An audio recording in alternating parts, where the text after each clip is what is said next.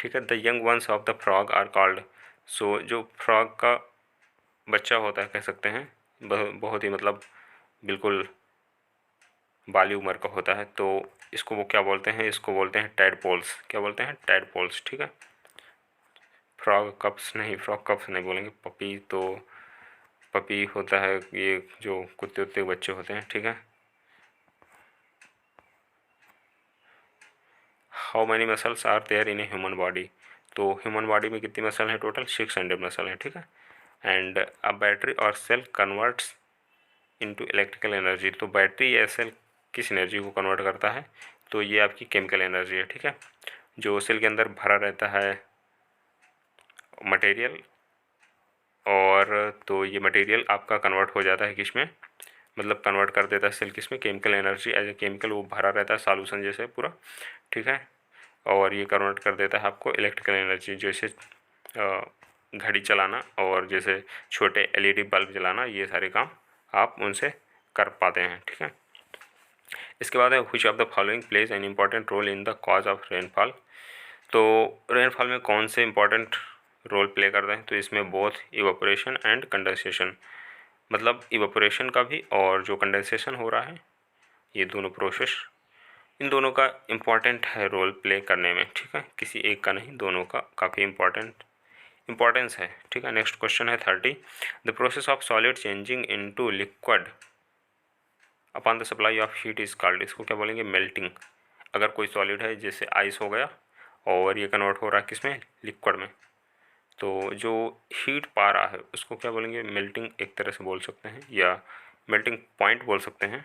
ठीक है। हीट यहाँ पर पूछा हुआ क्वेश्चन में। When we exhale our lungs have to.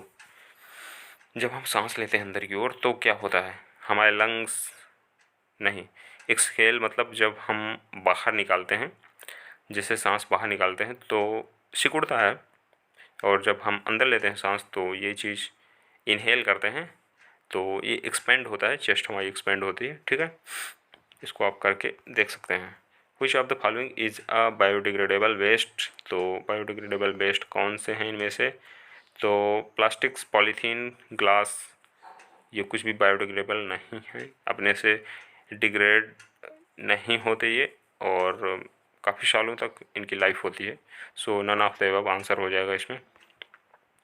Paper is mainly made up of. Paper काहे से बनाया होता है, मतलब किस मटेरियल से? तो इसका जो मटेरियल है वो है बैम्बू एंड ग्रास। ठीक है। जो बैम्बू बांस होता है and grass, grass is the basically घास। ठीक है। बैम्बू। इसके बाद नेक्स्ट क्वेश्चन है non green plants like mushroom can't make their own food because. जो नॉन ग्रीन प्लांट हैं जैसे मशरूम, तो ग्रीन तो नहीं होता, ये तो वाइट वाइट होता है एंड ब्राउन कलर का एंड कुछ ब्लैक कलर का होता है। मशरूम जो बेसिकली वाइट कलर का होता है मैक्सिमम, जो खाने वगैरह में यूज करते हैं हम लोग। ठीक है। They like chlorophyll. तो क्या रीज़न रहता है कि ये अपना खाना नहीं बना पा रहा? तो इसका रीज़न है कि उस पर क्लोरोफिल नहीं है, क्योंकि क्लोरोफिल होता है किस पे? जो ग्रीन लीव्स होते हैं, हरी पत्तियां होती हैं, उनमें क्लोरोफिल पाया जाता है। ठीक है। We slip very easily on a wet floor because. हम फिसल जाते हैं बरसात के दिन में, अक्सर फिसल जाते हैं, और जैसे कोई वेट फ्लोर हुई, वेट जगह हुई, ठीक है, गीली जगह, रोड, तो वहाँ पर हम क्यों फिसल जाते हैं? तो वाटर रिड्यूसेस द फ्रिक्शन। सो जो वहाँ पर नमी आ गई है, और या कहें कि पानी वानी पड़ गया है, तो क्या हो जाता है कि जो वाटर है फ्रिक्शन को रिड्यूस कर दे रहा है। बिल्कुल ठीक है। फ्रिक्शन नहीं रहेगा तो हम प्रॉपर चल नहीं पाएंगे और फिसल करके गिर सकते हैं। नेक्स्ट क्वेश्चन है which is called the powerhouse of the cell. So powerhouse of the cell ये एनसीईआरटी में बिल्कुल दिया हुआ है 9th में। इसको बोलते हैं माइटोकॉन्ड्रिया। 9th की जो साइंस की एनसीईआरटी बुक है। सो अब नेक्स्ट क्वेश्चन है our head is made up of only one movable bone, it is called. जो हमारा हेड है, हेड का ये सारा पोर्शन, ये हाथ से बोल सकते हैं ऊपर से, मतलब हेयर से लगा करके यहाँ तक नेक तक का पोर्शन, इसको हेड बोलेंगे। और एक मूवेबल बोन होती है, मतलब ऐसी बोन जिसको हिला डुला सकते हैं, जो हिल डुल सकती है, मूवमेंट कर सकती है कुछ। तो ये कौन सी है? जा बोन। तो ये जो जबड़ा है, ये जॉ बोन है। So this is the jaw bone and ये क्या है, मूवेबल बोन है। इस पर मूवमेंट हो सकता है और किसी बोन में नहीं हो सकता।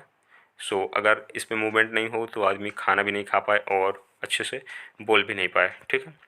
सो ये चीज़ आपको ध्यान रखनी है। नेक्स्ट क्वेश्चन है, what type of radiation is trapped on the earth surface by the green house effect. So ultraviolet rays क्या होती हैं, अल्ट्रावायलेट रेज ट्रैप हो जाती हैं अर्थ सरफेस में। क्वेश्चन नंबर 39 है, MOEF मीन्स, इसका क्या मतलब होता है।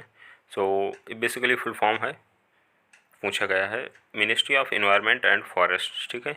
तो ये भारत का जो एक मंत्रालय है इन्वायरमेंट एंड फॉरेस्ट से रिलेटेड, पर्यावरण और वन मंत्रालय, जंगल मंत्रालय बोल सकते हैं। The ocean covers percentage of earth surface.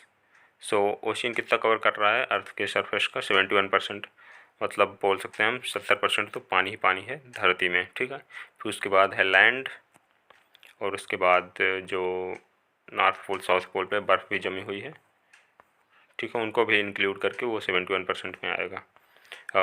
Green revolution is associated with, तो जो ग्रीन रेवोल्यूशन है वो है आपकी एग्रीकल्चर से रिलेटेड, ठीक है। इसके बाद नेक्स्ट क्वेश्चन पे चलेंगे, और ये है the largest brackish water lake. Brackish basically खारे पानी की झील होती है, ब्रैकिस मतलब खारा पानी, ठीक है, नूनखरा ऐसे ना बोलते हैं, नमक ज़्यादा हो गया, ठीक है, तो खारा पानी। Lake situated in Asia is in Odisha, ये उड़ीसा में है, ठीक है। और एशिया की लार्जेस्ट मतलब सबसे बड़ी जो खारे पानी की झील है वो है क्या, चिल्का झील। और जो वूलर है वो क्या है, वो है मीठे पानी की झील, ठीक है। इंडिया में सबसे ज़्यादा मीठे पानी की झील, सबसे बड़ी बोल सकते हैं वूलर झील, वूलर लेक। और next question is, trees set there leaves during winter and hot summer, ठीक है।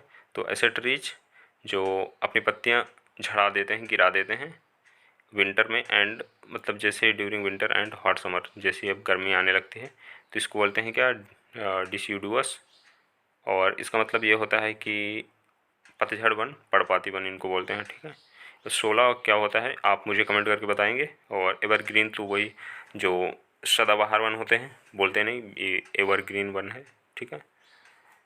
12 महीने, जितने भी वर्ष के 12 महीने होते हैं उनमें हरे भरे रहते हैं। और एक है कॉनिफेरस।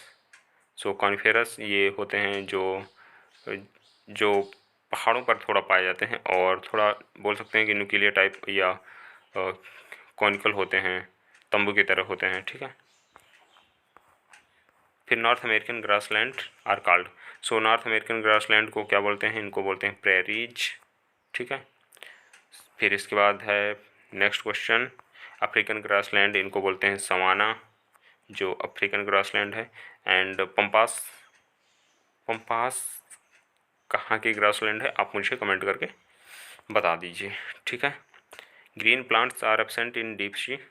सो ग्रीन प्लांट्स क्यों एब्सेंट रहते हैं डीप सी में, मतलब जो जितना भी गहराई पे हम जाएंगे समुद्र के, तो क्या रीज़न रहता है कि वो एब्सेंट रहते हैं, ठीक है।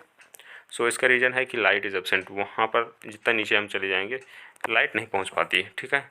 और जितनी भी वो लेयर्स हैं वाटर की उनको क्रॉस कर करके, so light is absent, this is the reason, ठीक है।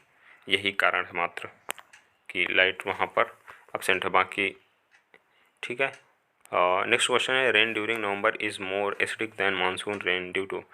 जो नवंबर में रेन होगी वो मानसून रेन के कंपेयर में ज़्यादा क्या होती है, एसिडिक होती है। इसका रीज़न है कि डिजॉल्व SO2, इस पे SO2 की जो क्वांटिटी है, SO2 की जो मात्रा है वो बढ़ जाती है। और जैसे नॉर्मली मानसून टाइम जो रेन होती है उसमें जितना भी एसिड रहता है इन्वायरमेंट में, या बोल सकते हैं एटमॉस्फेयर पे, वो धीरे धीरे करके नीचे आ जाता है, ठीक है। सो नॉर्मल रेन होने लगती है, जैसे शुरुआती रेन होती है हफ्ते भर बाद नॉर्मल रेन होने लगती है, कोई प्रॉब्लम नहीं रहती। लेकिन नवंबर में काफ़ी गैप हो जाता है थोड़ा सा, और काफ़ी जितना भी एसिड बोल सकते हैं, या जितने ऐसे मटेरियल हैं जैसे SO2 हो गया, NO2 हो गया, ठीक है, तो सल्फर डाइऑक्साइड, ये जितने गैसेस हैं जा कर के वहाँ पर एटमॉस्फेयर पे ऐसे रुक जैसे जाती हैं, फंस जाती हैं, ठीक है। तो इसके बाद जो रेन होगी वो ज़्यादा एसिडिक होगी, यही इसका आंसर है।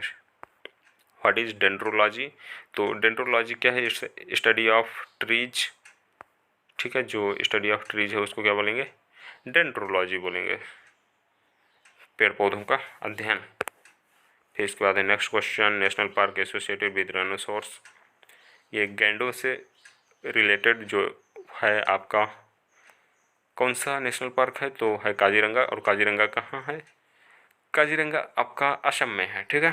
नेक्स्ट क्वेश्चन है ये लास्ट क्वेश्चन भी है, इट्स क्वेश्चन नंबर 50।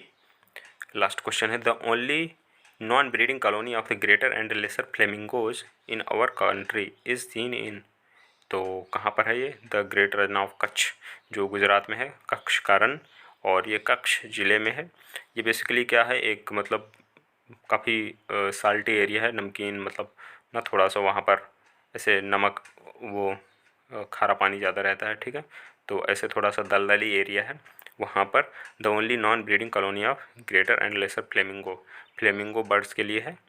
तो अपने कंट्री में एक ही है, और ये है कहाँ पर? ग्रेट रन ऑफ कच्छ, गुजरात में, ठीक है।